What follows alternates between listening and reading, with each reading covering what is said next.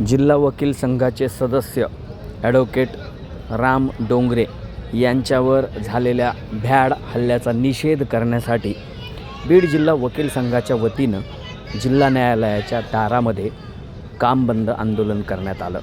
आरोपींवर तातडीनं गुन्हा दाखल करा, आरोपींना पाठीशी घालणाऱ्या पोलिसांवर कारवाई करा, यासह वकील संरक्षण कायदा तातडीनं पारित करा, अशा विविध मागण्या यावेळी वकील बांधवांनी केल्या।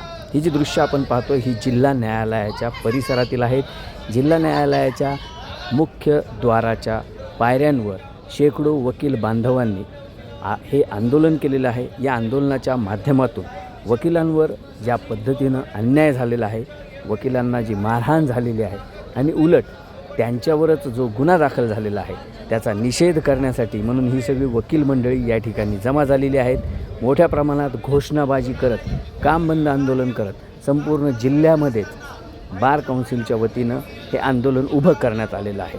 विशेष बाब म्हणजे 24 तास उलटून गेले तरी देखील वकिलांवर मारहाण करणाऱ्या आणि वकिलांची बदनामी करणाऱ्या आरोपींवर पोलिसांनी कुठलीही कारवाई केलेली नाही आणि त्यामुळंच संतापलेल्या वकील बांधवांनी या सगळ्याचा निषेध म्हणून जिल्हा न्यायालयाच्या मुख्य प्रवेशद्वाराच्या पायऱ्यांवर बसून आंदोलन सुरू केलेलं आहे।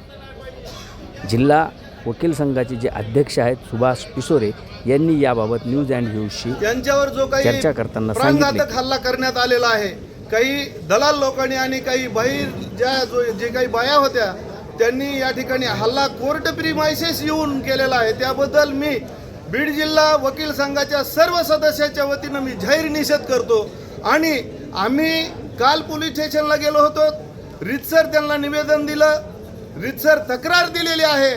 परंतु या ठिकाणी मला सांगावंसं वाटतंय की पोलीस प्रशासन सुद्धा आरोपीला पाठीशी घालण्याचा प्रयत्न करत आहे, कारण गेली अनेक वर्षापासून संबंधित जो काही इसम आहे, करपे नावाचा इसम, हा दलाली करतो आहे आणि त्याचे दलालीचे धागेदोरे पोलिसांशी आहेत। त्याच्यामुळं पोलिसांशी जी काही त्यांची पद्धत आहे कामाची हा संशयास्पद आहे। आत्ताच मी सकाळी जाऊन आलो, त्या ठिकाणी मी FIR घेण्याचा त्यांना विनंती केली। रात्री आम्ही त्यांना रीतसर तक्रारी अर्ज देऊन सुद्धा आमचा FIR त्यांनी घेतला नाही आणि आज कुठंतरी त्या ठिकाणी FIR केलेला आहे आणि FIR करत असताना त्यांची अरेरावीची भाषा या ठिकाणी आम्हाला ऐकायला भेटली।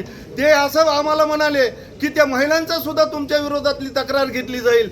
एखाद्या वकिलावर जर अन्यायकारक पद्धतीचा FIR होत असेल तर त्याच्या वतीनं मी सर्वांच्या वतीनं त्याचा जाहीर निषेध करतो, कारण जी घटना वकिलांच्या विरोधात झालेली आहे त्यांचा गुन्हा घ्यायच्या ऐवजी महिलांच्या बाबतीतला गुन्हा घेऊन वकिलावर खोटे गुन्हे दाखल करणं हे निषेधार्ह आहे।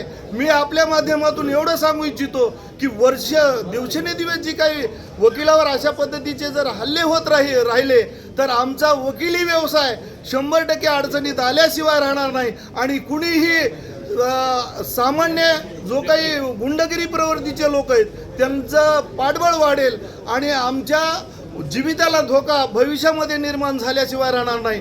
म्हणून मला या आपल्या माध्यमातून एवढंच सांगायचं आहे, जी काही आरोपी आहेत, महिला आरोपी आहेत, महिलाचं काय कारण नाही आमच्या प्रिमायसेसमध्ये यायचं। त्यानं बोलून आणले ते 5 महिला, त्याच्यासोबतचे 2 इसम बोलून आणले, तो स्वतः आला आणि त्याचं कारण असं आहे साहेब, सांगतो, जो डोंगरे नावाचा आमचा वकील आहे त्याच्या टेबल समोर त्यानं गाडी लावली, त्याला विनंती केली की बाबा रे ही तुझी गाडी बाजूला काढ, परंतु तो माणूस घेतली नाही। स्वतः आमच्या वकील साहेबांनी त्याची गाडी बाजूला लावली आणि तो त्याला अरेरावीनं काय जोपर्यंत आरोपीला अटक होत नाही तोपर्यंत त्याच्या आमचं कामकाज बंद राहील आणि कडक इथून पुढं न्यायालयामध्ये सुद्धा न्यायालय परिसरामध्ये जी काही कोर्ट ड्युटी कॉन्स्टेबल आहेत त्यांनी सुद्धा उपस्थित न राहता बघ्याची भूमी घेतलेली आहे। कोर्ट प्रिमायसेस मध्ये जी काही दक्षता घ्यायला हवी पाहिजे होती, या ठिकाणी CCTV फुटेजचे कॅमेरे नाहीत, प्यायला पाणी नाही।